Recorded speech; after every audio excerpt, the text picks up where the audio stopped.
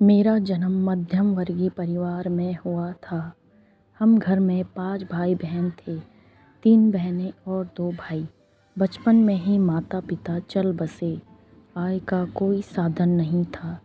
छोटी उम्र से ही मैंने लोगों के घरों में जाकर काम करना शुरू कर दिया।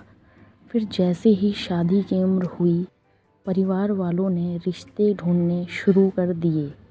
वैसे तो परिवार वाले 2 रोटी को भी नहीं पूछते थे, लेकिन शादी के लिए बड़ी ही जल्दी रिश्ता लेकर आ गए। तो एक मध्यम वर्गीय परिवार में ही मेरा रिश्ता हो गया। उनका भी बहुत बड़ा परिवार था। घर में 6 भाई बहन थे। मैं घर की सबसे बड़ी बहू थी। वैसे तो मैं शहर की रहने वाली थी, लेकिन मेरा रिश्ता एक गांव के परिवार से आया था। मैंने सोचा कोई बात नहीं, कम से कम 2 रोटी खिलाने वाला तो मिल जाएगा। सो मैंने शादी के लिए हाँ कर दिया। बहुत ही सादगी से मंदिर में मेरी शादी हुई। शुरू में तो मेरा पति बहुत अच्छे से रहता था। फिर धीरे धीरे उसने शराब पीनी शुरू कर दी और मेरे घर की हालत बहुत बुरी होती जा रही थी। मेरे 2 बच्चे भी हो चुके थे। मैं शहर में एक किराए के कमरे में रहती थी। मेरा पति थोड़ा शक्की मिजाज भी था। पता नहीं वह कैसे बुरी संगत में पड़ गया और नशे का आदी हो गया। फिर तो वो मुझे बहाने से मायके भेज देता और जब मैं गलती से कुछ ही दिन पहले आ जाती थी तो मैं देखती थी कि मेरा पति तो घर पर ही पड़ा हुआ है, अपने दोस्तों के साथ शराब पीकर पड़ा रहता। मुझे ऐसे ही कई बार वह बहाने से मायके भेज दिया करता था। फिर हालात इतने ख़राब हो गए कि घर में खाने पीने को भी कुछ नहीं रहता था। कई दिन तो मैं खिचड़ी खाकर ही अपने और अपने बच्चों का पेट भरती। उसके बाद तो हम गांव में ही चले गए, क्योंकि वहाँ सारा परिवार रहता था। मैंने सोचा परिवार के साथ रहेगा तो कुछ तो अपनी माँ से डरेगा या भाइयों के साथ रहकर सुधर जाएगा, लेकिन ऐसा कुछ नहीं हुआ। गांव आकर तो उसकी हालत और भी ज़्यादा बुरी हो गई। अब तो वो दिन रात पीने लगा, काम धाम छोड़कर घर में बैठ गया। बहुत बुरी हालत होती जा रही थी। सास भी कुछ नहीं कहती, उसे कोई मतलब नहीं रहता। धीरे धीरे मेरे बच्चों की पढ़ाई भी छूट गई, क्योंकि फ़ीस ही नहीं भरी जाती थी। मेरी तबीयत बिल्कुल ठीक नहीं रहती। धीरे धीरे मेरा शरीर कमज़ोर होता चला गया। मैं भी लोगों के घरों में जाकर काम करने लगी। शादी से पहले भी ज़िंदगी ऐसी ही थी, अब शादी के बाद भी ज़िंदगी ऐसी ही हो गई। मेरे तो कुछ समझ में नहीं आ रहा था। मेरा घर बहुत दूर गांव में था, तो मुझे काम करने के लिए कम से कम 2 किलोमीटर पैदल ही आना जाना पड़ता था। अब तो शरीर में ताकत ही नहीं बची।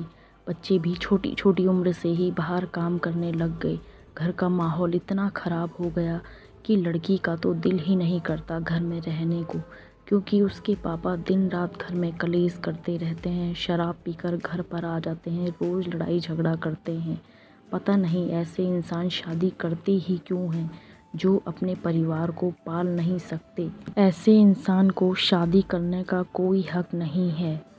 काश शादी के थोड़े ही टाइम बाद मैं कुछ कदम उठा लेती, तो आज मेरे साथ साथ मेरे बच्चों की ज़िंदगी भी ख़राब नहीं होती।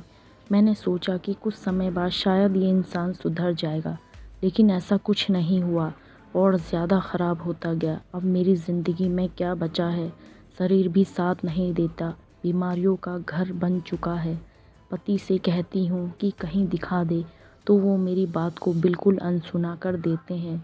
अपने दोस्तों से ही फ़ोन पर बातें करते रहते हैं। आधी आधी रात को रास्तों में गिरे पड़े रहते हैं। इतनी शराब पीते हैं। घर में बच्चे क्या खाते हैं, घर में खाना है या नहीं, उन्हें इस बात से कोई फ़र्क नहीं पड़ता। सिर्फ मेरे एक जगह काम करने से ही पूरा घर चलता है। अगर ऐसे हालात हो जाए तो बच्चों की ज़िंदगी भी ख़राब हो जाती है। बच्चे भी रास्ता भटक जाते हैं। इसलिए शादी सोच समझकर करनी चाहिए। कम से कम वो इंसान इस लायक तो हो कि अपना और अपने परिवार वालों का पेट पाल सके। आज की युवा पीढ़ी से मेरा खासकर निवेदन है, आंखें बंद कर किसी पर भी विश्वास ना करें, सोच समझ कर फैसला लें, क्योंकि आप अपने साथ साथ अपने बच्चों की भी ज़िंदगी बर्बाद कर रहे हैं। अगर आपके साथ बुरा होगा तो आपके बच्चों के साथ भी वैसे ही हालात रहेंगे। तो आप वक्त रहते ही संभल जाएं या कुछ कड़ा कदम उठाएं। अगर ऐसे ही हालात में आपको कुछ हो गया तो सोचिए आपके बच्चों का क्या होगा, उनकी ज़िंदगी कितनी बर्बाद हो जाएगी। घर के हालात भी बच्चों के लिए बहुत ज़्यादा ज़िम्मेदार होते हैं, क्योंकि छोटी उम्र में ही बच्चों के कदम बहुत ज़्यादा डगमगाते हैं। इसलिए उनके बारे में ज़रूर सोचें, अपना भी ध्यान रखें। ऐसे इंसान के साथ रहने से कोई फ़ायदा नहीं है। वक्त रहते ही संभल जाए। अगर वक्त बीत गया तो आपके हाथ में कुछ नहीं आएगा, आपकी पूरी ज़िंदगी यूं ही कट जाएगी। क्या इसीलिए हमें ये ज़िंदगी मिली है? आप ऐसा एक बार ज़रूर सोचिए। मेरी बात को ध्यान से सुनिए, सोचिए, समझिए। इसमें कुछ भी गलत नहीं है। बहुत घरों की ये कहानी है। अपने पर विश्वास करें। आपके अंदर इतनी ताकत तो है ही कि आप अपने और अपने बच्चे का पेट पाल सकती हैं।